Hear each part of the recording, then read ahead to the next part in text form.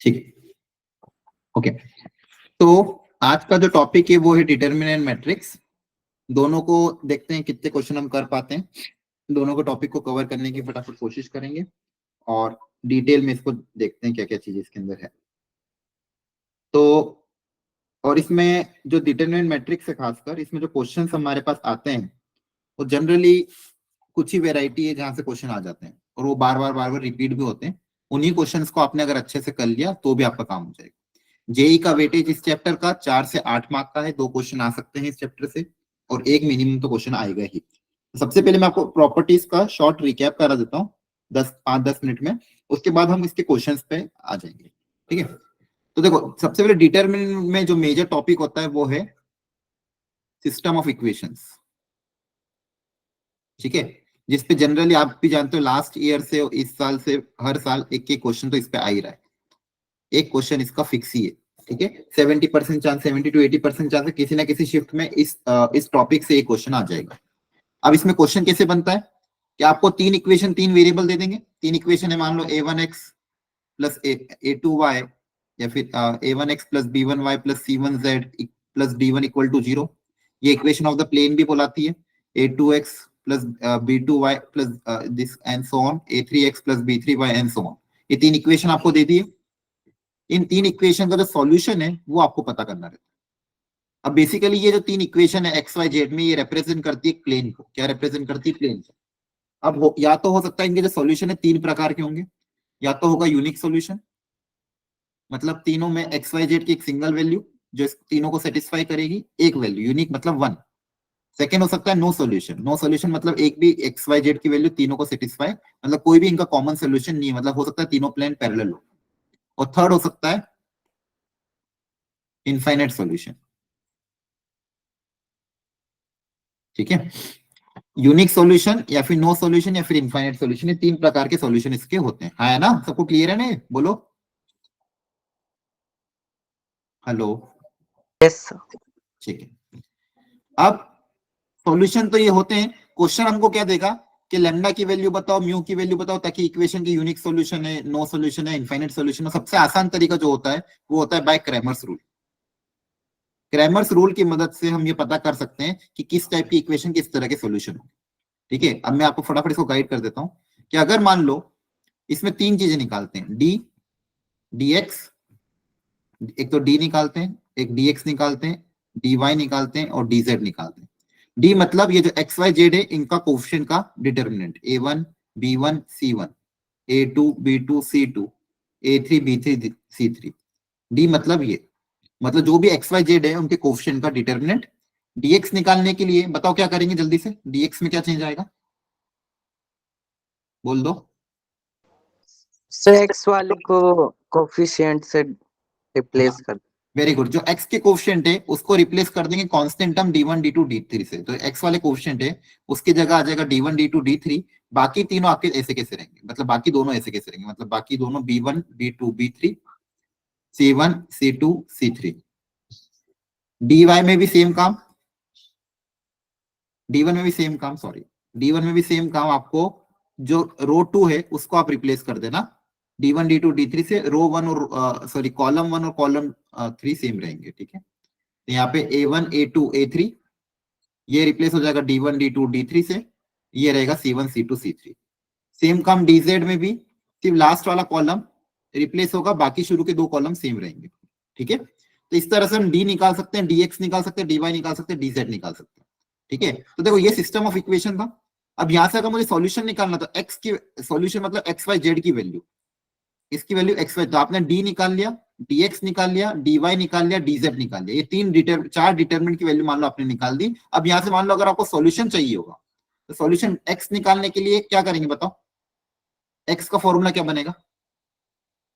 मान लो ये चारों वैल्यू आपने निकाल ली। d मतलब, sir D by D x. हाँ आप सोच के बताओ, d बाई dx आएगा कि dx बाई डी आएगा, क्या आना चाहिए? Sir D x by D. हाँ हाँ, ठीक है। अच्छा सबको समझ में आ रहा है dx dy dz का मतलब क्या है? एनीवन किसी को डाउट हो तो प्लीज पूछ लो अभी। बाकी सब लोगों को समझ में आ रहा है dx dy dz और d क्या है? हाँ या ना? विवेक बता दो सर एक यस सर। ठीक है। देखो अभी क्वेश्चन भी करेंगे। देखो डी डी मतलब डिटर्मिनेंट, मतलब ये जो इक्वेशन है उसमें एक्स वाई और जेड के जो कोफिशिएंट है उससे जो डिटर्मिनेंट बनेगा उसको आप नाम क्या दे दोगे, डी नाम दे दोगे।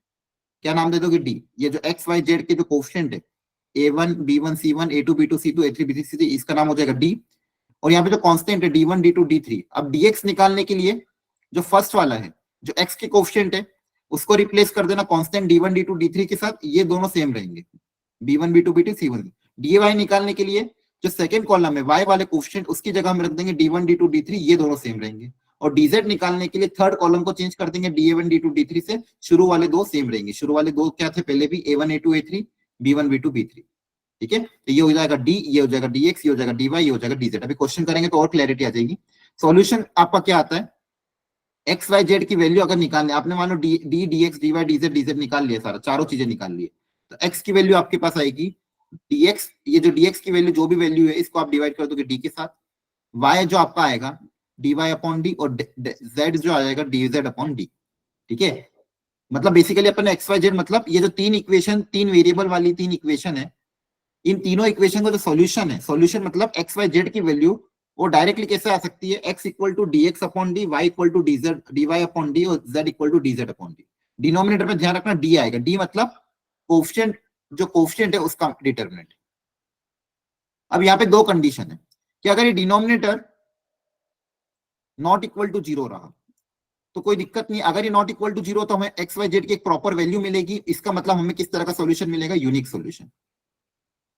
इस तरह का सॉल्यूशन मिलेगा, यूनिक सॉल्यूशन। और यही कंडीशन वाइस वर्सा भी ट्रू होगी कि अगर यूनिक सॉल्यूशन है तो D not equal to zero. ठीक है, क्योंकि अगर डिनोमिनेटर इक्वल टू जीरो नहीं है, कोई ना कोई वैल्यू है कि मतलब एक्स वाई जेड की कोई ना कोई वैल्यू अपने पास आ जाएगी। अब दूसरी कंडीशन क्या हो सकती है कि मान लो ये अगर जीरो नहीं तो दूसरा क्या पॉसिबिलिटी हो सकता है कि डी मान लो जीरो हो जाए। ये दो ही पॉसिबिलिटी है कि जो डिनोमिनेटर है या तो ये जीरो हो या तो ये नॉन जीरो हो। अगर नॉन जीरो है तो डायरेक्टली बोल देंगे, क्या बोल देंगे, यूनिक सॉल्यूशन। लेकिन अगर डिनोमिनेटर जीरो है, अब न्यूमरेटर में जो क्वांटिटी उस बात पे डिपेंड करेगा कि क्या चीज हो। अगर मान लो न्यूमरेटर भी जीरो आ गया, dx dy dz, ये सारे के सारे ये भी जीरो होगा, ये भी मतलब एक तरह का जीरो बाय जीरो टाइप का फॉर्म बनेगा, मतलब रेशियो वाले आ जाएंगे क्वेश्चन में। यहाँ पे आपके एक्स वाई जेड की वैल्यू किसी रेशियो के टर्म्स में आ जाएगी, उस रेशियो के टर्म्स में अगर आएगी तो अपन इस केस में बोलेंगे भैया इनफाइनाइट सॉल्यूशन। कितने सॉल्यूशन है, इनफाइनाइट सॉल्यूशन। लेकिन अगर मान लो डिनोमिनेटर जीरो है और न्यूमरेटर में नॉन जीरो है, any one of any one, कोई भी एक dx dy या dz में, dx dy या dz में कोई भी एक अगर मान लो नॉन जीरो है और डिनोमिनेटर अगर जीरो, तो अब ऊपर एक नॉन जीरो क्वांटिटी, नीचे जीरो क्वांटिटी, मतलब अपन को किस तरह का सॉल्यूशन मिलेगा, नो सॉल्यूशन। क्या मिलेगा, नो सॉल्यूशन। तो ये आपको ध्यान रखना है। ये तीन कंडीशन आपको वाइस वर्सा भी ध्यान रखनी है। इनफाइनाइट सॉल्यूशन अगर है तो इनफाइनाइट सॉल्यूशन के लिए कंडीशन क्या आएगी, डी भी जीरो, dx dy dz सबके सब जीरो। इनफाइनाइट सॉल्यूशन में कंडीशन क्या आएगी, सारे के सारे जीरो। नो सॉल्यूशन में कंडीशन की ये तो जीरो, एनी वन, इसमें से कोई एक भी क्या हो जाए, नॉन जीरो। और यूनिक सॉल्यूशन की एक सिंपल कंडीशन क्या है, इसमें dx dy पे डिपेंड नहीं करता, डिनोमिनेटर ही बस क्या कर दोगे, नॉट इक्वल टू जीरो। तो ये तीन कंडीशन आपको ध्यान रखनी। क्या है, बात समझ में आ रही है? Yes sir. ठीक है, सबको क्लियर है? और अब इस पे क्वेश्चन भी करेंगे, dx dy dz, ये चार तरह के डिटरमिनेंट आप निकाल लोगे, उसके बाद आपको पता चल जाएगा क्वेश्चन किस तरह के आएंगे। देखो ध्यान से, 2024 इसी साल जनवरी 8 है।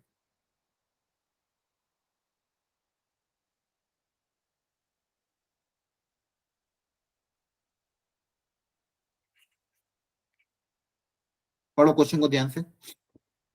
1 फरवरी को ये क्वेश्चन आया था, if the system of equation has infinitely solution 3 alpha beta की वैल्यू बताओ। तो इनफाइनाइट सॉल्यूशन की कंडीशन बता दो एवरीवन जल्दी से, कोई भी। इनफाइनाइट न्यूमरेटर में जीरो होगा, denominator D is not is equal to 0. Infinite infinite sir D zero D sir x दोनों टर्म जीरो होंगी। सबके सब जीरो बाय जीरो बन जाएगा, सारे के सारे क्या हो जाएंगे, जीरो। याद रख लोगे, बोलो। Zero by zero type Yes, से Yes, sir. इनफाइनाइट सॉल्यूशन मतलब डी भी जीरो, dx भी जीरो, dy भी जीरो। देखो ध्यान से, डी भी जीरो और सबके सब जीरो, इनफाइनाइट सॉल्यूशन। ठीक है, चलो सब लोग ट्राई करो, बाकी लोग जिसको आता है वो ट्राई कर लो और आंसर निकालो। एक्स वाई ये एबीसीडी में से क्या आएगा, जिसको नहीं आता है वो एक बार वो सीख लो।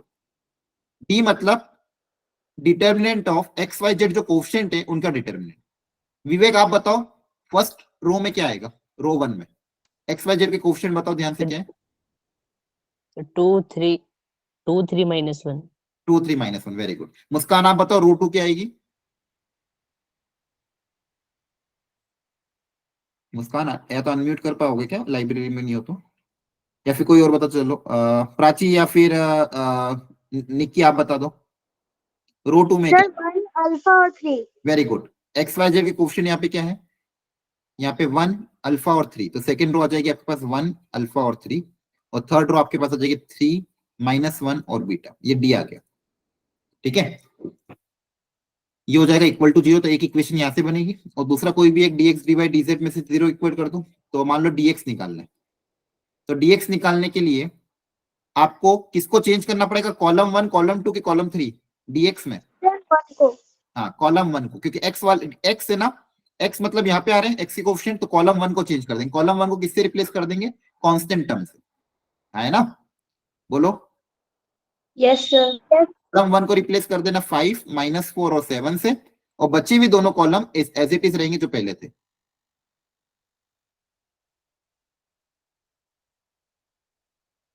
और इसको भी आप इक्वेट कर दोगे 0 से, यहां से एक इक्वेशन एक आएगी, यहां से इक्वेशन, दो इक्वेशन दो वेरिएबल, आराम से अल्फा और बीटा निकाल सकता है ना। किसी का आंसर आया, इसको आप सिंप्लीफाई करना पड़ेगा, डिटरमिनेंट ओपन करना सबको आता ही है, डिटरमिनेंट को ओपन करके अल्फा और बीटा में एक इक्वेशन यहां से आएगी, इसको भी डिटरमिनेंट को ओपन करोगे अल्फा और बीटा में दो इक्वेशन, सेकंड इक्वेशन यहां से आएगी, इक्वेशन नंबर 1 और 2 को सॉल्व करके अल्फा पता चल जाएगा और बीटा पता चल जाएगा। ठीक है, जल्दी से सॉल्व करके देखो कुछ आ रहा है क्या,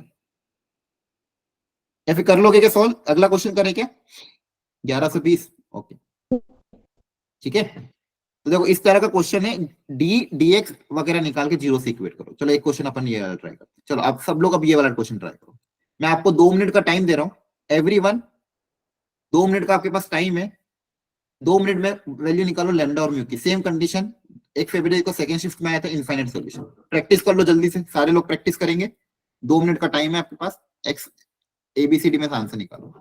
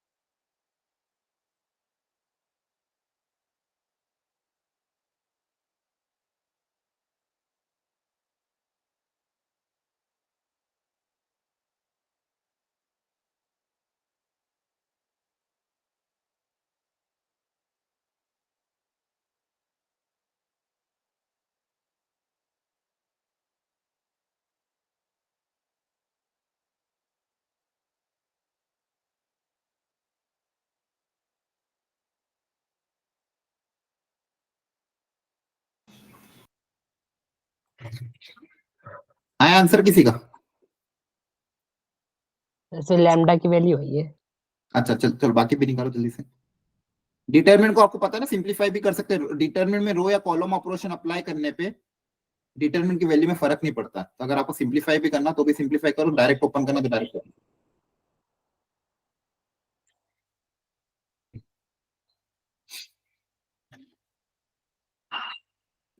चाहो तो रो ऑपरेशन अप्लाई कर दो, R2 changes to R2 minus 2R1, R3 changes to R3 minus 4R1, इससे डिटरमिनेंट की वैल्यू में फर्क नहीं पड़ता है। क्वेश्चन थोड़ा शायद सिंप्लीफाई हो जाए, तो इसमें 2 मल्टीप्लाई करके ये 0 हो जाएगा, 3 माइनस 4 -1, सर 1 17 आंसर है। 17। अच्छा देखते हैं, 1 -6 माइनस का 5, इसमें 4 मल्टीप्लाई करके 0 करोगे तो 4 3 3 -8 माइनस का 5 और लैम्डा -12। Equal to 0। यहाँ से क्रॉस मल्टीप्लाई कर देंगे तो हो जाएगा minus lambda plus 12 minus 25 equal to 0। तो लेमडा इक्वल टू कितना हो जाएगा 12 माइनस 25। 12 माइनस 25 कितना होगा माइनस 13। ये आ रहा था यस सर लैम्डा क्या ही है ये। ठीक है, कैलकुलेशन मिस्टेक नहीं हुई। हाँ अब मान लो आपको निकालना है म्यू, तो म्यू निकालने के लिए कोई भी एक कॉलम पकड़ लो, डीएक्स निकाल लो। डीएक्स में कांस्टेंट टर्म देखो क्या क्या है, ये तीनों है। ठीक है, तो आप चाहो तो यहीं पे किसी एक को रिप्लेस कर दो, या फिर चाहो तो डी वाई भी निकाल सकते हो, डीजेड भी निकाल सकते हो, किसी को भी जीरो से इक्वेट कर दो। आपने क्या इक्वेट किया, जीरो से इक्वेट डीएक्स डीवाई के डीजेड,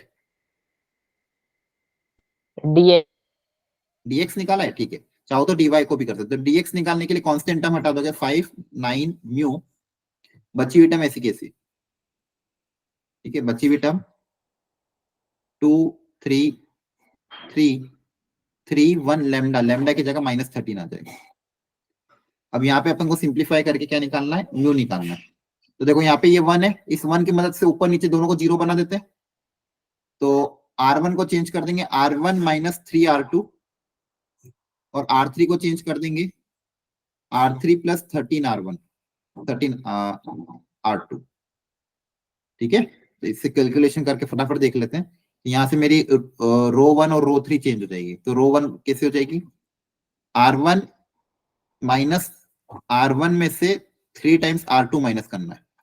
तो 3 टाइम्स R2 मतलब कितना हो जाएगा ये 27। 5 माइनस 27 कितना होगा बताओ, माइनस 22।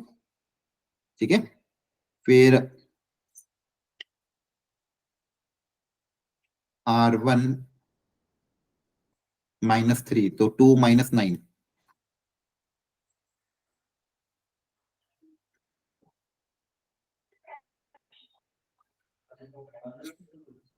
931। कैलकुलेशन करते जाना, यहाँ पे 13 मल्टीप्लाई करके माइनस करना है तो हो जाएगा, प्लस करना है म्यू प्लस 65, ये हो जाएगा 3 प्लस 10 सॉरी 3 13 2 जा 26। नहीं सॉरी गलती कर दी, R2 में 13 मल्टीप्लाई करना है ना, तो R2 में 13 मल्टीप्लाई करोगे तो कितना आ जाएगा ये, कैलकुलेशन करना कितना आ रहा बाकी लोगों का। 9 3 जा 27, 9 10 11 117 प्लस म्यू है। सर ऐसे बहुत ज्यादा मतलब लेंदी नहीं हो जाएगा। अब कर लिया है तो फिनिश ही कर लेते हैं। मुझे लगा कैलकुलेशन थोड़ी आसान हो जाएगी, 2 0 क्रिएट हो जाएंगे। बाकी अब स्टार्ट तो कर ही दिया है, फिनिश कर लेते हैं। 13 गुणित 2 कितना होगा 26, हो जाएगा 29, और ये 0 हो जाएगा। ठीक है, तो ये हो जाएगा plus minus plus minus, minus 1 के बाद ओपन हो जाएगा। ठीक है, यहाँ पे भी कैलकुलेशन हो ही रही है खैर।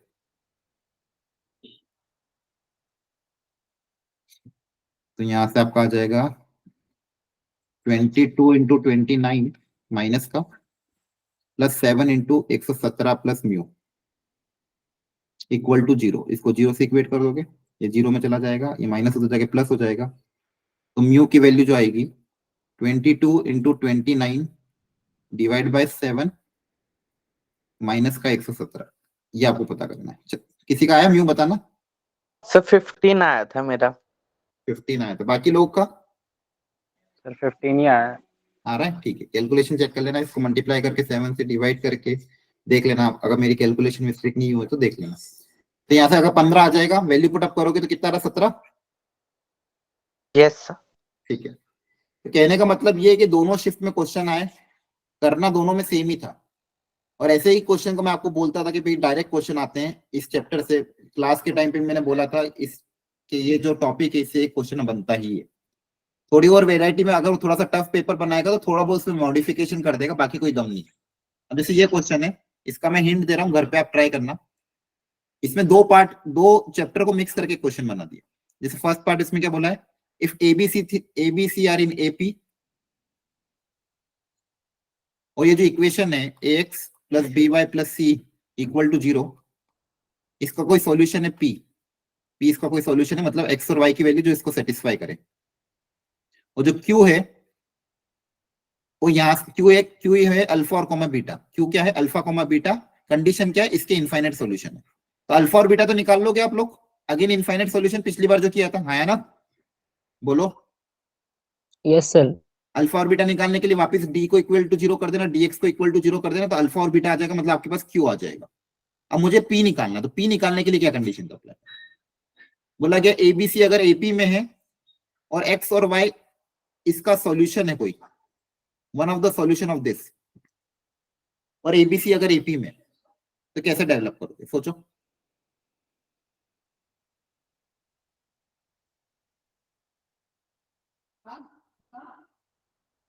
बताओ, अगर एबीसी एपी में तो आपको क्या दिमाग में आता है? Sir two B equals to A plus C. T is equal to A plus C. हाँ, two B equal to A plus C, हो गया काम। इसको अगर मैं थोड़ा सिंप्लीफाई करके लिखूं, L H S R H S में सब कुछ, तो A minus two B plus C equal to 0। अब क्या यहां से देख के बता सकते हो एक्स और वाई की कौन सी वैल्यू इसको सेटिस्फाई करेगी?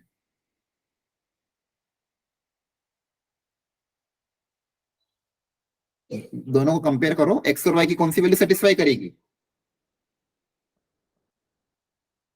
बताओ। 1 और सर 1 एंड -2। बस हो गया खत्म। यहाँ पे x को 1 और -2 रखोगे, देखो ये बन जाएगा और ये बन जाएगा, मतलब 0, मतलब x की वैल्यू 1 और -2 सेटिस्फाई कर रही है, क्योंकि ये तो कंडीशन आपकी 0 है ना, यस है ना। इसमें 1 और -2 रखेंगे तो ये 0 हो जाएगा, 0 इक्वल टू 0, मतलब x इक्वल टू 1, -2 इसको सेटिस्फाई करा। देखो कंपेयर किया मैंने, यहाँ पे क्या कोफिशिएंट, यहाँ पे x के साथ क्या था 1 रख दो, y का कोफिशिएंट क्या रख दो -2, c ऐसा कैसा, तो अगर x की जगह 1 और -2 रखूंगा ये क्रिएट हो जाएगा, और ये तो 0 के ऑलरेडी बराबर है, मतलब x की वैल्यू 1, -2 इसको सेटिस्फाई कर रही है, तो p पॉइंट क्या हो जाएगा 1, -2, p पता चल जाएगा, q पता चल जाएगा, फिर डिस्टेंस pq निकल जाएगा, है ना। यस ठीक है, तो देखो यहाँ पे भी सेम अगेन थोड़ा सा मिक्स करके बना दिया, लेकिन अल्टीमेटली बार बार तीनों सॉल्यूशन में आपको क्या पूछा है, तीनों ही केस में इनफाइनाइट सॉल्यूशन की कंडीशन निकलवा दी। तो जिसकी भी प्रैक्टिस नहीं है वो एटलीस्ट इन क्वेश्चन की प्रैक्टिस कर लेना, अगर अगली बार फिर आ गया तो आपका काम हो जाएगा। थोड़ा सा और अगर टफ क्वेश्चन हो जाएगा तो ऑप्शंस चेंज कर देगा। अच्छा मुझे बताओ, ये जो मैंने बताया इसमें कंसिस्टेंट किसको बोलेंगे और इनकंसिस्टेंट किसको बोलेंगे? इनकंसिस्टेंट की कौन सी कंडीशन होगी? यहाँ पे मान लो 3 कंडीशन है, 1, 2 और 3, इनमें से तीनों में से कौन सा सॉल्यूशन इनकंसिस्टेंट होगा? सर नो सॉल्यूशन वाला। नो वाला। जिसमें सॉल्यूशन नहीं मिलता उसको क्या बोलते हैं अपन? इनकंसिस्टेंट। और कंसिस्टेंट में क्या आएगा? सर फर्स्ट और सेकंड। फर्स्ट और सेकंड दोनों। जहां पे सॉल्यूशन मिल रहा है वो मेरा क्या होता है? कंसिस्टेंट। ध्यान रखना, इनकंसिस्टेंट वर्ड आ रहा है मतलब नो सॉल्यूशन। इनकंसिस्टेंट की एक ही कंडीशन क्या है? No solution. कंसिस्टेंट में यूनिक सॉल्यूशन भी आ सकता है, इनफाइनाइट सॉल्यूशन भी आ सकता है। ठीक है, अब यहाँ पे देखो चारों बार आपको चेक करना पड़ेगा। यूनिक सॉल्यूशन के लिए लेमडा, तो यूनिक सॉल्यूशन की कंडीशन क्या हो जाती है, जल्दी बता दो, बोलो ऑप्शन ए चेक करने के लिए। Sir determinant not equal. T is not equal to not equal to 0। Very good, D की वैल्यू इक्वल ना नॉट इक्वल टू 0 करना, देखने वहां से लेमडा और म्यू में कंडीशन आ रही कि नहीं आ रही। Option number A. Option number B के लिए क्या चेक करोगे? इनकंसिस्टेंट मतलब no solution. D is equal to 0. तो डी इक्वल टू 0 और any one of the dx dy dz is not equal to 0। Yes sir. Okay, तो D equal to 0 तो ये हो जाएगा, और इनफाइनाइट की तभी आपको पता ही है, तो आप तीनों ऑप्शन को एक एक करके आपको चेक करना पड़ेगा। बाकी क्वेश्चन अगेन सेम है, तो हर शिफ्ट में एक एक क्वेश्चन है। बता देना, tribal solution non tribal. Tribal not tribal बता दूंगा, ठीक है। ये देखो एक और चीज,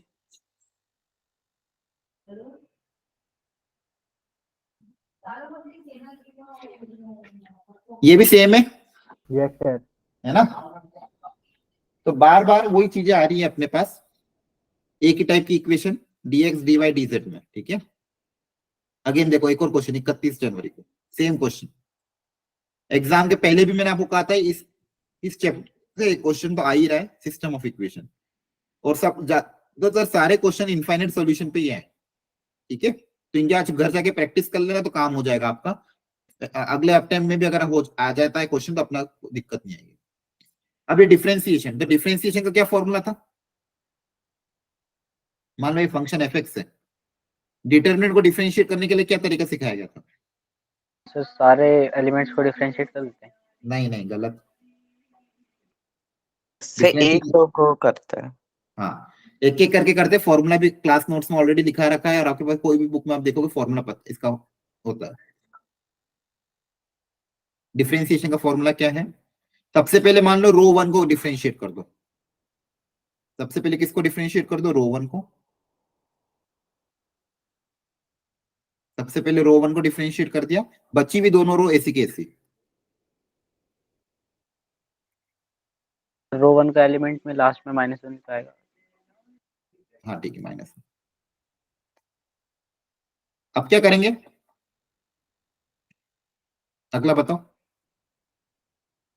सर प्लस करके दूसरे रो को। हाँ, अब प्लस करके रो 2 को डिफरेंशिएट करना, बाकी सेम ऐसा के साथ।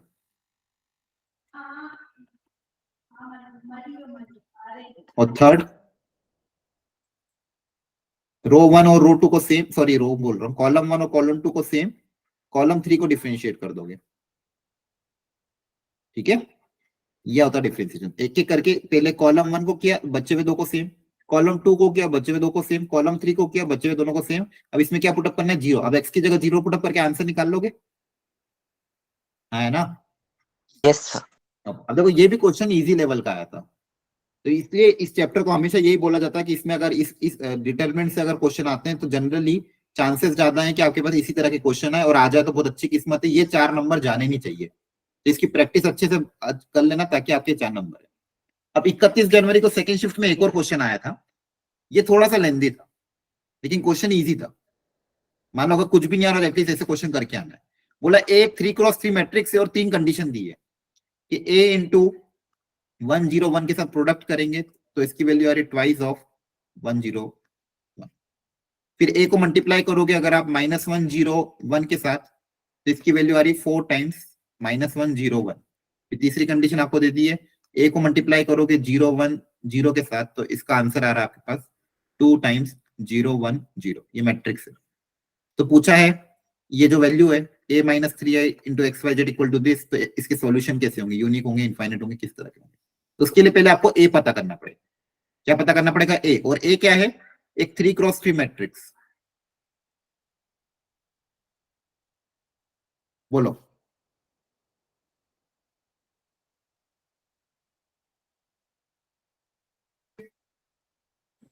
क्या करें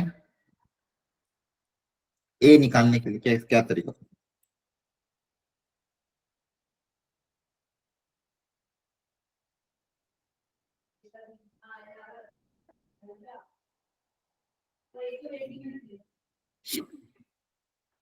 बताओ,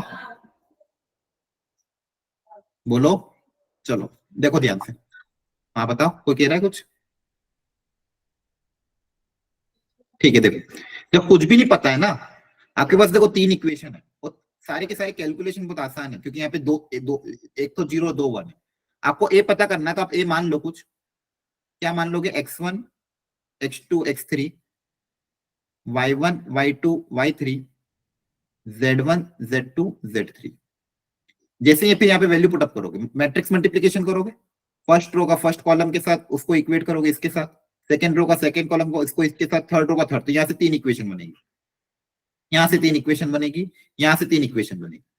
और वो इक्वेशन इतनी सिंप्लीफाइड बनेगी क्योंकि एक आधा वेरिएबल तो हमेशा कोई ना कोई जीरो हो जाएगा, जीरो में चला जाएगा। जैसे यहाँ पे तो 2 जीरो में चले जाएंगे, यहाँ से आपके पास कोई ना कोई एक सिंगल वैल्यू आ जाएगी, उसको यहाँ पे पुटअप करोगे तो बच्ची भी आ जाएगी।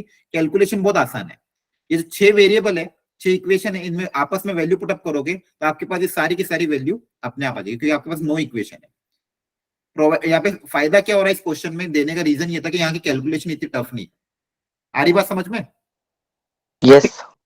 ठीक है, तो इसको घर पे एक बार ट्राई कर लेना। क्वेश्चन को सॉल्व करने का यही तरीका, थोड़ा सा 3 मिनट जाएंगे लेकिन पूरा क्वेश्चन आसानी से सॉल्व हो जाएगा। आपको पता चल जाएगा एक्स वाई जेड की वैल्यू कैसी आ रही है।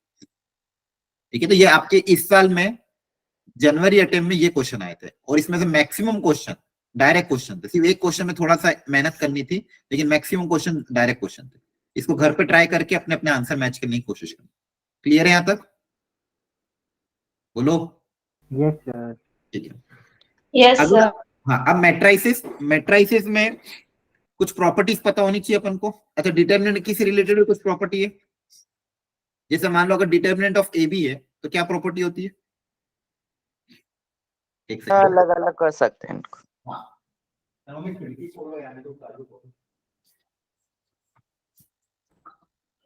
अगर ए बी का होल डिटरमिनेंट है तो आप डिटरमिनेंट को अलग अलग कर सकते हो। बहुत बढ़िया, डिटरमिनेंट है ए, डिटरमिनेंट बी। अब चाहे कितने भी डिटरमिनेंट हो, प्रोडक्ट में हो, आप डिटरमिनेंट को अलग अलग कर सकते हो। पहली प्रॉपर्टी।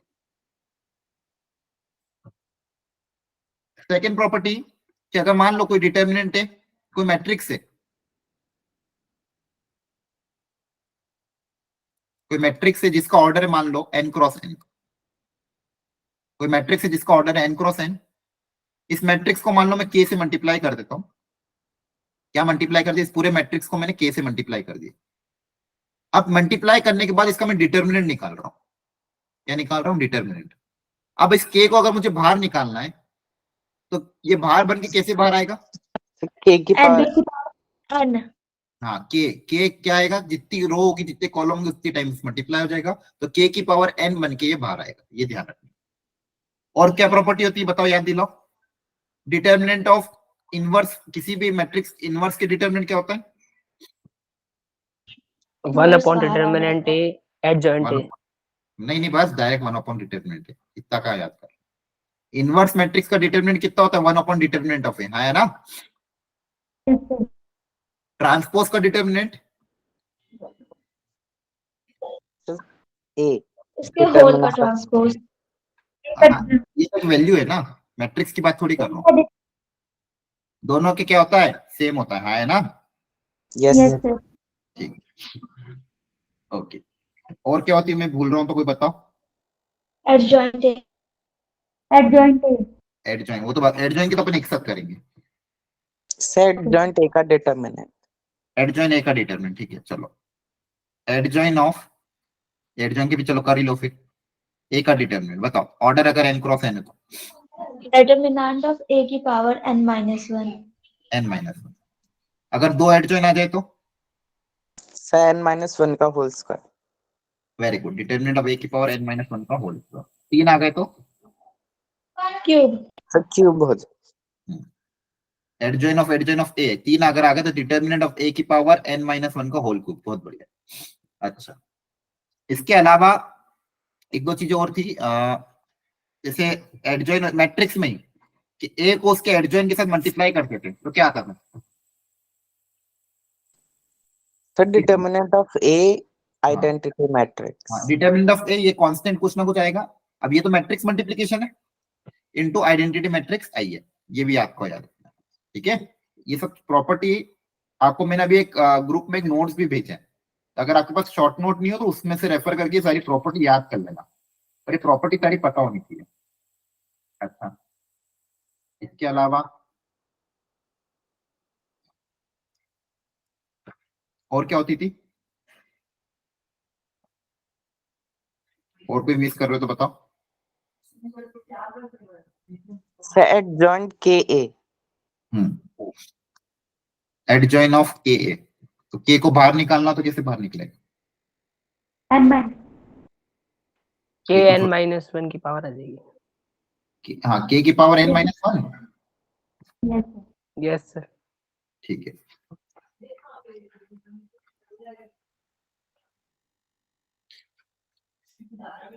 और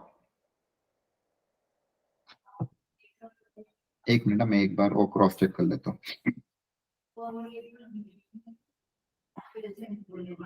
अच्छा, मुझे बताओ ट्रांसपोज की क्या क्या प्रॉपर्टी होती थी? a प्लस बी का होल ट्रांसपोज, से a B plus A हो जाता है। a transpose plus b transpose. Product में ट्रांसपोज की क्या प्रॉपर्टी होती थी? B transpose A transpose. B आगे आ B जाता है. Transpose A transpose. और ठीक है। अच्छा, ये कभी कभी ये वर्ड यूज होता था ट्रेस ऑफ द मैट्रिक्स है, इसका मतलब the sum of diagonals Diagonal. Sum of diagonal है, जितने भी डायगोनल एलिमेंट है उनका सम, उसको क्या बोलते थे? ट्रेस ऑफ अ मैट्रिक्स है। वेरी गुड, ठीक है, मतलब याद है आपको चीजें। इसमें एडजॉइन में और देख लेते हैं। ये शायद ये नहीं, ये इसमें यहाँ पे ये शायद के ही आएगा। एक बार क्रॉस चेक कर लेना इसको कि कांस्टेंट है ना, अगर मैट्रिक्स है तो के बाहर आ जाएगा। एक बार चेक करना, क्योंकि मैट्रिक्स में तो क्या होता है, सब में से कॉमन आता है ना। बोलो, डिटरमिनेंट थोड़ी था, हाँ है ना? ठीक है, एक बार क्रॉस चेक कर लेना, मेरे हिसाब से यही होगा। अब ये बता दिया मैंने आपको ए बी। अच्छा, एडजॉइन ऑफ ए बी,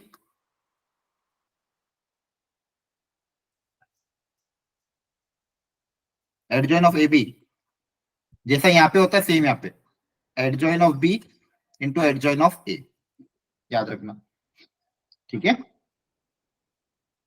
कभी कभी सिंपल मैट्रिक्स में पूछे एडजॉइन ऑफ एडजॉइन है, एडजॉइन निकाल के वापस एडजॉइन है निकाल लो, तो मैट्रिक्स ए के टर्म्स में क्या आता था, याद है किसी को? ये इंपॉर्टेंट है, ये भी काम आता है। डिटर्मिनेंट ऑफ ए की पावर n-2। हाँ वेरी गुड, डिटर्मिनेंट ऑफ ए की power n-2 into matrix A, ये तो Right. कांस्टेंट है, और ये मैट्रिक्स ए से उसको क्या कर देना, मल्टीप्लाई कर देना, ठीक है, ये काम आएगा आपको। एक लास्ट, मान लो ए की पावर m है और उसका एडजॉइन पूछा, तो इसको लिखने का एक और तरीका क्या है, आप एडजॉइन ऑफ ए निकालो और उसकी पावर m कर दो, दोनों से आंसर क्या आएगा, सेम आएगा, हाँ है ना। Yes. Last adjoin of transpose का भी सेम प्रॉपर्टी, एडजॉइन ऑफ ए निकालो, अगर वो पता है तो डायरेक्ट ट्रांसपोज करोगे तो भी आंसर क्या आएगा, सेम आएगा। क्लियर हो गया यहाँ तक? बोलो जल्दी। Yes, sir. ठीक है, यस सर। ओके, तो ये कुछ प्रॉपर्टी थी। मैट्रिक्स मल्टीप्लीकेशन के टाइम ध्यान रखना, जैसे मान लो मुझे मल्टीप्लाई करना है a प्लस बी का होल स्क्वायर, तो कैसे करेंगे? से ए स्क्वायर ए बी और बी ए। हाँ, ए स्क्वायर प्लस बी ए प्लस बी स्क्वायर, ध्यान रखना, कम्यूट मत कर देना। मतलब बेसिकली क्या मतलब है, ए प्लस बी का होल स्क्वायर करना तो ए प्लस बी इंटू ए प्लस बी ऐसे कर देना, क्यूब करना हो तो 3 बार मल्टीप्लाई करना, तो गलतियां नहीं होगी। डायरेक्ट वो फॉर्मूला अप्लाई मत कर देना, A square plus 2ab plus B square. यहाँ पे मैट्रिक्स मल्टीप्लीकेशन ए बी और बी अलग अलग होता है, तो इन चीजों का आपको बहुत अच्छे से ध्यान रखना है। डिफरेंशिएशन करना आपको मैंने बता ही दिया है। इनवर्स का भी फॉर्मूला एक होता है अपने पास, वो याद रख लेना, 1 upon determinant of A into adjoint of A. Inverse और एडजॉइन में रिलेशन क्या होता है, 1 upon determinant of A into adjoint of A, ठीक है। इनवर्स में भी वही सेम, ए बी का अगर होल इनवर्स है तो क्या हो जाएगा, B inverse into A inverse, ठीक है। प्रोडक्ट में भी इस तरह से आपको ध्यान रखना है। ट्रांसपोज का अगर इनवर्स है तो आप चाहो तो जो इनवर्स निकाला हुआ है उसी का ट्रांसपोज कर दो, तो भी आंसर क्या आएगा, सेम आएगा, आया ना। यस। ठीक है, चलो अब थोड़ा क्वेश्चंस कर लेते हैं कि इस पे कैसे क्वेश्चन आए थे मैट्रिक्स, जैसे इसको देखो ध्यान, अब इसमें थोड़ा मैनिपुलेटिव क्वेश्चन आएंगे मैट्रिसेस। क्वेश्चन दिखने में थोड़ा अजीब दिख सकते हैं, लेकिन इजी मीडियम लेवल का होगा तो ट्राई करके आना। ए दिया हुआ है, बी दिया हुआ है, सी दिया हुआ है, एक्स के बारे में बोला ये, वो पूछा डिटर्मिनेंट ऑफ एक्स, तो आप ही बताओ स्टेप बाय स्टेप। एक्स देखो क्या दिया हुआ है अपने पास, ए का ट्रांसपोज सी का स्क्वायर इंटू ए, पूछा इसका डिटर्मिनेंट बताओ, तो डिटर्मिनेंट ऑफ एक्स कितना आ जाएगा, डिटर्मिनेंट ऑफ ए ट्रांसपोज सी का स्क्वायर इंटू डिटर्मिनेंट ऑफ ए। क्या डिटर्मिनेंट प्रोडक्ट में अलग अलग हो जाते हैं? बोलो, क्या प्रोडक्ट में इनको अलग अलग कर दूं कि नहीं कर सकते? अरे बोलो, एक्स इसको मैं अलग अलग कर सकता हूं कि नहीं कर सकता हूं? कर सकते हैं। Yes sir. तो फिर बोलो ना, इतनी देर क्यों लगा रहे हो? प्रोडक्ट में अभी बताया था कि डिटर्मिनेंट प्रोडक्ट में क्या होते हैं, अलग अलग कर सकते हो। अभी मैंने बताया था कि ट्रांसपोज का डिटर्मिनेंट लो है, उसका डिटर्मिनेंट बात सेम ही है यस सर। है ना। Yes, sir. एक का डिटर्मिनेंट लो या ट्रांसपोज का डिटर्मिनेंट, उसकी बात सेम ही, तो डिटर्मिनेंट ऑफ ए, पावर को आप बाहर निकाल सकते हो, डिटर्मिनेंट ऑफ सी का whole square into determinant of A. Basically क्या मिल गया, डिटर्मिनेंट ऑफ ए का square into determinant of C का स्क्वायर। अब इस क्वेश्चन में कुछ था क्या, क्या डिटर्मिनेंट ऑफ ए आ सकता है कि नहीं आ सकता है? Yes sir. कितना आ जाएगा, 3 आएगा, चेक कर लेना। और डिटर्मिनेंट ऑफ बी भी कितना आ जाएगा, 1। वैल्यू पुट अप करोगे, क्या दिक्कत होगी, कहाँ गड़बड़ होगी, चेक करना है ना। वैल्यू डिटर्मिनेंट से ही निकालना है ना सर? अच्छा, सी भी निकालना है, सॉरी सॉरी मैं बी निकाल रहा था। हाँ, सी निकालना है ना आपको, तो सी कैसे निकलेगा, डिटर्मिनेंट ऑफ सी वापस वही सेम काम कर दोगे, determinant of A B into A transpose अलग अलग कर दें, है ना। Yes sir. वापिस ये हो जाएगा डिटर्मिनेंट ऑफ ए, ये भी determinant of A, determinant of B अपन ने निकाला तो कितना आ रहा था, 1, तो ये कितना आ जाएगा, 3 का स्क्वायर, है ना। बोलो, तो आपके पास वैल्यू कितनी आ जाएगी, यहाँ पे 3 का स्क्वायर और 3 का स्क्वायर 3 की पावर 4 मतलब 3 की पावर 5, देख लेना जो आंसर है। अब देखो ये भी क्वेश्चन अगेन इजी लेवल का था, 1 फरवरी को फर्स्ट शिफ्ट में आया था और एक उधर से भी आया था, मतलब मैट्रिक्स डिटरमिनेंट से 2 क्वेश्चन आ गए थे, दोनों ही क्वेश्चन एक वहां से आया था, एक यहाँ से आया था, दोनों ही क्वेश्चन इजी लेवल के थे। यहाँ पे बस बेसिक प्रॉपर्टी अगर आपको पता होगी ना, ये छोटी छोटी, इनको लिख लेना क्लास नोट्स में अपने, मतलब घर पे याद कर लेना तो हो जाएगा। किसी को इसमें डाउट है तो पूछो एनीवन। बोलो। No, sir. अब ये क्वेश्चन डुएबल थे कि नहीं थे, है ना? Yes, sir. ठीक है, अब देखो Yes, एक और sir. क्वेश्चन है 29 जनवरी को। ए दिया हुआ था, वो पूछा है ट्वाइस ऑफ ए के डिटर्मिनेंट का whole cube equal to 21, sorry 2 की पावर 21। अब सबसे पहले तो मुझे ये बताओ, ये तो होल क्यूब है तो इसको होल क्यूब को तो अलग रख लेते हैं पहले। ये 2 बाहर, ए का ऑर्डर क्या है? So 3 3 cross by 3. 3. 3 cross 3, very good. Order 3, very good. अगर 2 बाहर आएगा तो 2 बाहर बन के कैसे बाहर बन के बाहर आएगा? N minus 1. 2 cube. 2 क्यूब, 2 की पावर n बन के बाहर आता है। अभी बताया था के ए है, तो के अगर बाहर आएगा तो के की पावर n बन के बाहर आएगा, हाँ है ना? अरे बोलो। Yes, Yes. sir. ठीक है, अब बस इसको सिंप्लीफाई कर लो तो ये आ जाएगा 2 की पावर 21। तो यहाँ से डिटर्मिनेंट ऑफ ए का होल क्यूब, और ये 3 3 से कितना हो जाएगा 9, 2 की पावर 21। तो डिटर्मिनेंट ऑफ ए का होल क्यूब कितना आ जाएगा? ये 21 माइनस 9 कितना होता है?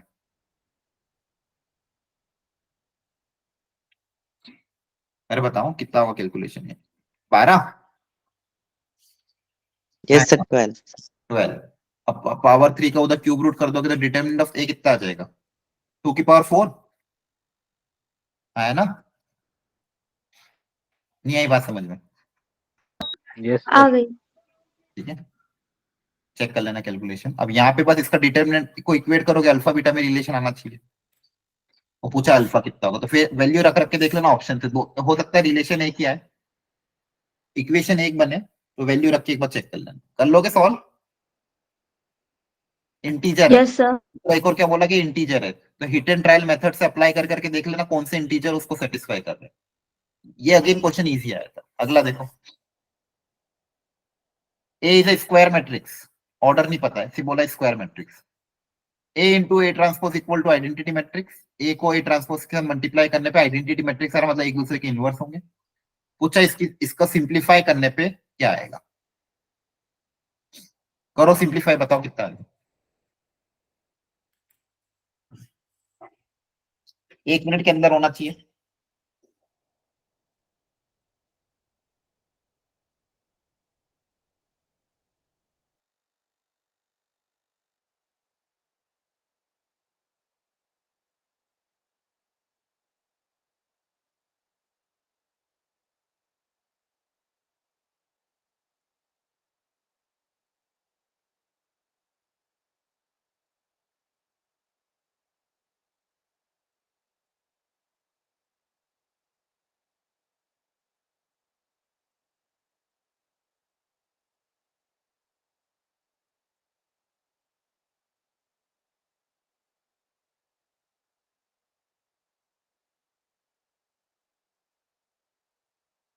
Sir, B आएगा क्या?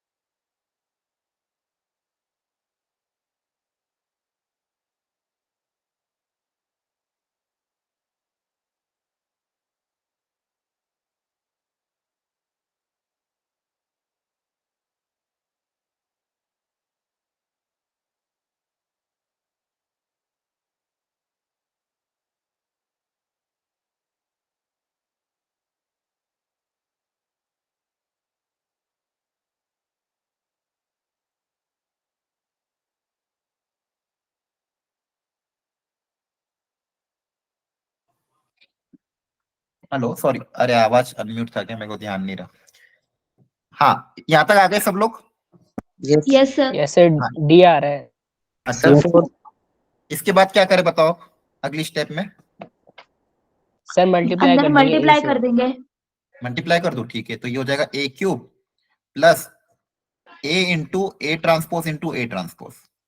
तो ए इंटू ए ट्रांसपोज अपन को आई दिया हुआ है, Yes, sir. Sir A cube plus A transpose. Very good, बहुत बढ़िया। क्या आ रहा है? D. Yes sir Yes, sir. Yes sir. ये इसी साल के क्वेश्चन है आपके, और ऐसा कुछ भी नहीं जो आउट ऑफ सिलेबस आ रहा हो या फिर ऐसी चीजें जो क्लास में कवर नहीं हो, बस सिंप्लीफाई करोगे चीजें तो अपने आप बन रहा है। हाँ या ना? Yes Yes, sir. Yes sir. अब ए दिया हुआ है, पी दिया हुआ है, पूछा है the sum of the prime factor of this. अब यहाँ पे भी डिटर्मिनेंट है शायद, क्या है दिया है? ए पी इनवर्स ए और पी माइनस टू है ये क्या? मेरे हिसाब से पी इनवर्स होगा, एक ए होगा और पी माइनस टू होगा, तो डिटर्मिनेंट अलग अलग हो जाएगा। तो डिटर्मिनेंट ऑफ, चेक करना देखो, P inverse into determinant of A into determinant of P minus two है ना? बोलो, सर पी इनवर्स का डिटर्मिनेंट क्या होगा? बताओ, अभी तो 1 बताया। upon P. हाँ, 1 upon determinant of P into determinant of A into determinant of, इसको एडिशन सब्ट्रैक्शन में अलग अलग मत कर देना। अब देखो, ये तो आ जाएगा, पी पता तो डिटर्मिनेंट ऑफ पी आ जाएगा। यस सर पी तो पता ही है, तो डिटर्मिनेंट ऑफ पी भी आ जाएगा, डिटर्मिनेंट ऑफ ए भी आ जाएगा। ये पी है। अब ये कैसे निकालो determinant of P minus two I? Sir 2i से माइनस करके निकाल लें। हाँ, टू आई से माइनस कर देंगे, तो पी तो पता ही है, टू आई कितना होगा, 2 0 0 0 2 0 0 2, इस पे से सब्सट्रैक्ट कर देंगे, फिर जो वैल्यू आएगी उसका डिटरमिनेंट निकाल लेंगे, तो 1 माइनस टू माइनस 1 बच्चा हुआ। ऐसा कैसा, ये ऐसा कैसा, ये माइनस का 2, ये 0, ये ऐसा कैसा, 5 माइनस 2 3, ये भी आ जाएगा। बस तीनों की वैल्यू पुटअप करोगे, आंसर आ जाएगा। कुछ था क्या इस क्वेश्चन में? बोर्ड में भी ऐसे इजी क्वेश्चन नहीं है ना? No, sir. ठीक, Yes. चलो एक सर लास्ट हमने उसमें पी माइनस टू आई क्यों किए? क्वेश्चन में दिया है ना, देखो क्वेश्चन में क्या क्या दिया हुआ था, पी इनवर्स ए और ये तीन तीन तरह के मैट्रिक्स दिए हुए थे, उनका डिटरमिनेंट पूछा था, तो तीनों को मैंने अलग अलग कर दिया, इसको अलग कर दिया, इसको अलग कर दिया और इसको अलग कर दिया। ठीक है, आगे बात समझ में? इसका डिटरमिनेंट निकालेंगे, इसका निकालेंगे और इसका निकालेंगे, और तीनों को मल्टीप्लाई कर दें। बोलो। हाँ, नहीं आए समझ में, फिर से पूछ लेना। अब देखो क्या बोला, एक 3x3 मैट्रिक्स है, इसका डिटरमिनेंट कितना दिया हुआ है, 2। पूछा है कि adjoint of adjoint of adjoint of A का डिटरमिनेंट 2024 टाइम्स कितना होगा, तो मुझे ये बताओ, डिटरमिनेंट ऑफ एडजॉइन ऑफ ए कितना होता था? Determinant of A की power n minus 1 का square. हाँ, तो ये 2 बार लेते हैं तो n माइनस वन का होल स्क्वायर लिया है, 2024 बार लोगे तो क्या आएगा? सब पावर 2024. डिटरमिनेंट ऑफ ए की पावर n माइनस वन की पावर 2024, यस सर क्या यही आएगा? अच्छा, n कितना है? 2. n n 3 N N sir 3 है। n Three. n मतलब क्या होता है, ऑर्डर। n मतलब क्या होता है, नंबर ऑर्डर। ऑर्डर। अच्छा, ये n और ये n अलग अलग है, मतलब यहाँ पे जो n है ये ऑर्डर है, और क्वेश्चन में भी फिर एक n दिया हुआ है, ये n जो क्या ऑर्डर, तो 3 माइनस वन की पावर 2024 है ना? तो बेसिकली क्या हो जाएगा ये, n yes sir. Equal to 2 की पावर 2024 है ना? बोलो, यस सर यस सर। इसको कैसे लिख सकते हैं? सर 4 की पावर 4 की पावर 2024।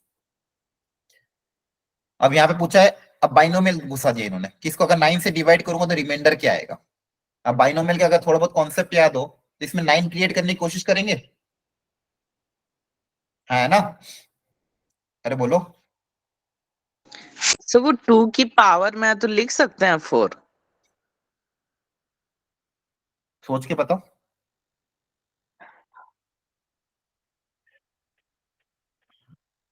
टू की पावर प्रोडक्ट में नहीं, हाँ प्रोडक्ट में नहीं बेटा, यहाँ पे पावर प्रोडक्ट में है क्या, किसमें? हाँ, यहाँ पे है 2 की पावर में 2, अब जैसे मान लो 2 की पावर 2024 है, तो 2 कितनी बार, 2024 बार आया ना। Yes sir. अब देखो ध्यान से, तो यहाँ पे अगर मान लो आप वैसे पावर प्रोडक्ट में तो है कितनी बार है, 2024 बार। इसमें से मान लो आपने दो पावर अलग निकाल ली, 2 की पावर 2 इंटू 2 की पावर 2 इंटू 2 आया ना। Yes sir. तो यहाँ पे कितना हो जाएगा, 4 की पावर, अच्छा हाँ थोड़ी गलती कर दी अपन ने, ये पावर पावर प्रोडक्ट नहीं होगी, ये क्या बनेगा देखो ध्यान से, एक मिस्टेक कर दी अपन ने जल्दबाजी में, देखो वेरी गुड। यहाँ पे क्या बनेगा बताओ, इसको सिंप्लीफाई करना है ना आपको, तो ऐसे सोचो। अब देखो ये 2 की पावर कितनी बार जा रही है, 2024 बार आया ना। Yes yes sir. तो बेसिकली जो 2 है उसकी पावर में 2024 बार, मतलब 2 इंटू 2 कितनी टाइम्स, 2024 टाइम्स। अब बताओ इसको कैसे लिखे। अब देखो यहाँ पे आप क्या कर सकते हो, और पावर प्रोडक्ट में ना, तो अगर हम मान लो एक को कंबाइन भी करते हो अगर, तो 2 की पावर 2 अलग कर लिया, और होल पावर 2 की पावर 2022, सॉरी 2023, ठीक है। तो ये कितना हो जाएगा, 4 इंटू 2 की पावर 2023। अच्छा ये अलग आएगा, तो आपको क्या करना पड़ेगा, इसको अलग से सॉल्व करना पड़ेगा, पावर को ही, बेस को अलग रखना पड़ेगा, पावर को अलग सॉल्व करना पड़ेगा, कंबाइन नहीं होगी वैसे भी। क्लियर है, बोलो। पावर को अलग से सॉल्व करके देखना, मतलब ये नीचे तो 2 ही रहने देना, ऐसा कैसा, डिटरमिनेंट 2 ही है ना, हाँ इसको 2 रहने देना, इसको सॉल्व करना पहले कि ये किस फॉर्मेट में आ रहा है। 9m+2 9m+3 क्या आ रहा है, 9m+k के टर्म्स में इसको निकालना, फिर अलग अलग करके पता करना कि 9 से अगर जब डिवाइड करेंगे तो क्या आएगा। क्लियर है, बोलो। ये जो पावर है ना, पावर को अलग से सॉल्व करना, पावर क्या है आपके पास, 2 की पावर 2024 है, इसको पहले अलग से सॉल्व कर लेना पावर को, इसकी 9 की डिविजिबिलिटी अलग से निकालना। इसको सॉल्व करने के लिए क्या करोगे, अंदर क्या क्रिएट करोगे, 8 आया ना, बोलो 2 का होल क्यूब। अच्छा ये 3 से डिविजिबल है क्या, 2024 के में 3 से डिविजिबल है क्या, चेक करो, 18 22 21 1 14 नहीं है, 3 4 12, रिमाइंडर कितना आएगा 2, तो 2 हटाना पड़ेगा। तो एक काम करो, इसमें से 2 हटा दो। देखो ये सब है ना ऐसे कैलकुलेशन करते थे, अगर बाइनोमियल का थोड़ा बहुत चैप्टर का थोड़ा ध्यान होता है, ऐसे बहुत क्वेश्चन कराए रिमाइंडर वाले। इसमें से 2 की पावर 2 अलग करी, 2 की पावर 2022 अलग करी, क्योंकि मुझे पता है जो इसका रिमाइंडर कितना आ रहा है, 2 आ रहा है, ठीक है। तो ये 4 अलग हो जाएगा, 2 की पावर 2022, अब इसमें से 3 अलग निकल जाएगा, है ना। 3 इंटू कितना हो जाएगा, ये 674 है ना, अरे बोलो। यस ठीक है, इस मैं क्यों कर रहा हूं, ताकि 2 क्यूब अलग बन जाए और ये 674 अलग चला जाए। अब ये 2 क्यूब को क्या लिखूंगा मैं, 8 की पावर 674। ये बेसिक प्रॉपर्टी होती है एक्सपोनेंशियल, ए की पावर m की होल पावर n तो क्या लिख सकते हो, ए की power m into n, power की पावर आपस में क्या हो जाती है, प्रोडक्ट हो जाती है, ये पता होना चाहिए सबको। तो वही खेल खेल रहे हैं यहाँ पे। अब 8 को आप लिख सकते हो क्या, 9 - 1 की पावर 674। अब इसको आप 9m प्लस समथिंग k के टर्म्स में लिखना, ठीक है, और फिर सोचना, इसके सॉल्यूशन होगा तो भेज दूंगा। आ रही बात समझ में, ठीक है। अच्छा मुझे अब बताओ, इस चैप्टर में आपको अब क्या रिक्वायरमेंट है, क्या आपको क्वेश्चन प्लस सॉल्व एग्जांपल की रिक्वायरमेंट है और 2022-23 वगैरह के, या फिर आपको कुछ और चाहिए ताकि आपकी और अच्छे से प्रैक्टिस हो सकते। मैंने 2024 के आपको क्वेश्चन करा के एक आइडिया दे दिया किस तरह के क्वेश्चन आ रहे हैं। अब आपको और एक इन 2 चैप्टर की प्रैक्टिस करनी है, तो क्या करना है, क्वेश्चन प्रैक्टिस करवाओ। ठीक है क्वेश्चंस, तो मैं आपको एक काम करूंगा, पीवाईक्यू ही दे दूं और उनके with solution, Yes, sir. Selected PYQ दे देता हूँ विद सॉल्यूशन। देखो आज कराएं, ये भी आज मैंने कम से कम 10 12 15 क्वेश्चन होंगे, सबसे पहले तो इन्हीं को ट्राई कर लेना और फिर थोड़ी सी एक्स्ट्रा प्रैक्टिस और कर लेना। अच्छा मेरी बात और सुनो एक सेकेंड ना, मैं 3 दिन लीव पे हूँ क्योंकि कुछ फंक्शन है घर में, तो हो सकता है निशा मैम आपकी क्लास लेगी, तो उनको मैं क्वेश्चन प्रैक्टिस ही करवाऊंगा। अपने पास देखो कौन कौन से चैप्टर कवर हो गए, वेक्टर 3D अपन ने कवर कर लिया है, अभी एक वीक में, पिछले वीक में और आज तक में रिलेशंस अपन ने कवर कर लिया है, फंक्शन, फंक्शंस अपन ने कवर कर लिया है, आईडीएफ, इनवर्स ट्रिग्नोमेट्रिक फंक्शन अपन ने कवर कर लिया और डिटरमिनेंट मैट्रिक्स अपन ने कवर कर लिया। तो मैं अब जैसे आज के तारीख की 6 तारीख, तो 7, 8 और 9 है ना। आज क्या था वैसे, वेडनेसडे था आज, हाँ Wednesday, yes sir, Wednesday. Thursday, Friday और सैटरडे, इन 3 दिन आपके ये कितने चैप्टर हो गए, 1 2 3 4 5 और 6, लगभग 5 से 6 चैप्टर, मान लो 5 चैप्टर गिन लेते हैं। इन 5 चैप्टर्स के क्वेश्चंस प्रैक्टिस करवाई जाएगी, अच्छे लेवल के क्वेश्चन, जिसके अंदर पीवाईक्यू भी मिक्स होंगे, अच्छे इलस्ट्रेशन भी। अब थ्योरी लगभग आपको आई थिंक क्लियर होगी, तो आपको घर पे Yes, sir. इन 5 चैप्टर की थ्योरी वापस से रिवाइज कर लेनी, जो जो क्लास में कवर हुआ है। अगले 3 क्लास में इन्हीं की अपन प्रैक्टिस कर लेंगे, फिर मंडे से 11th के टॉपिक पे घुस जाएंगे। क्लियर है? ओके बोलो। सर। यस अब देखो ये 5 टॉपिक भी अपने आप में हाई वेटेज है सारे, इससे आपके पास कम से कम 2 से 3 क्वेश्चन, मिनिमम 2 तो आएंगे ही, मिनिमम 2, मिनिमम की बात कर रहा हूँ, और मैक्सिमम कितने आ सकते हैं, 3 आ सकते हैं इस चैप्टर से।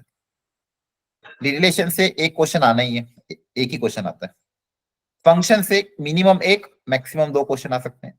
आईटीएफ से एक ही क्वेश्चन आएगा, और डिटरमिनेंट मैट्रिक्स से मिनिमम 1 क्वेश्चन, मैक्सिमम 2 क्वेश्चन। तो अगर मैं बात करूं 1 2 3 4 5 6 क्वेश्चन तो मिनिमम हो गए, और यहां से कितने हो गए मैक्सिमम, 3 4 5 6 7 8 9, तो 6 से 9 क्वेश्चन, मतलब एवरेज इन 5 चैप्टर से आपके 8 क्वेश्चन बन रहे हैं। कितने क्वेश्चन बन रहे हैं, बोलो? 8। 8 मतलब अपने आप में बहुत बड़ी बात है। और ये 8 क्वेश्चन में से अगर किस्मत अच्छी हुई, अगर 4 क्वेश्चन इजी मीडियम के आ गए, तो उन चारों को आपको सही करना है। इसमें से 6 इजी मीडियम के आ गए तो 6 आपको सही करना है। तो मैं ये मान के चल रहा हूं, अगर ये 5 चैप्टर मतलब 8 क्वेश्चन, इनको अगर आपने अच्छे से कर लिया, तो कम से कम आपको 4 से 5 क्वेश्चन को सही करके आना ही है ना। 4 से 5 क्वेश्चन सही कर लिए मतलब अपने आप में बहुत बड़ी बात है। कट ऑफ तो कब से कब क्लियर हो जाएगा, स्कोर भी अच्छा आ जाएगा।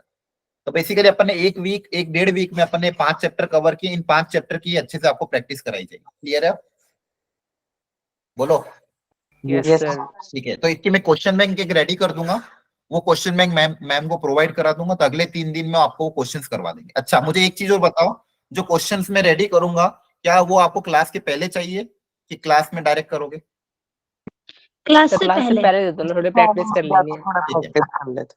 ठीक है, क्लास के पहले एक बार मैं दे दूंगा, लेकिन इसमें ज्यादा टाइम इन्वेस्ट मत करना, ऊपर ऊपर से एक बार पढ़ लेना, फिर क्लास में मैम को बोलूंगा फटाफट आपको बस आपसे पूछे भाई कैसे किया है, और फिर डायरेक्ट बता दे। ऐसा करें? Yes sir. ठीक है। हाँ, और कुछ किसी को कोई और रिक्वायरमेंट, एनीवन? ठीक है, ओके। सर वो टेस्ट का थोड़ा लेवल कम कर दीजिए सर, बहुत टफ आ रहा है। हाँ यार, टेस्ट का जो लेवल मेरे को भी लग रहा है बहुत ज्यादा टफ था। ठीक, मैं ट्राई करूंगा, बोलता हूँ इस बार, इस संडे तो शायद पॉसिबल होगा कि नहीं होगा, देखते हैं, छुट्टी पे भी जा रहा हूँ मैं। लेकिन हाँ, आपको उन टेस्ट से डरना नहीं है, लेवल नो डाउट बहुत टफ है। मैं बोलता हूँ इस बार कि थोड़ा सा बेसिक इजी मीडियम लेवल पे बने पेपर, लेकिन अगर ज्यादा टफ आता है तो आपको कोशिश क्या करनी है, तीनों सब्जेक्ट में कम से कम 2 2 3 3 क्वेश्चन कर लो, तो भी बहुत होता है। 2 क्वेश्चन एटलीस्ट छाटो तीनों चैप्टर, है ना।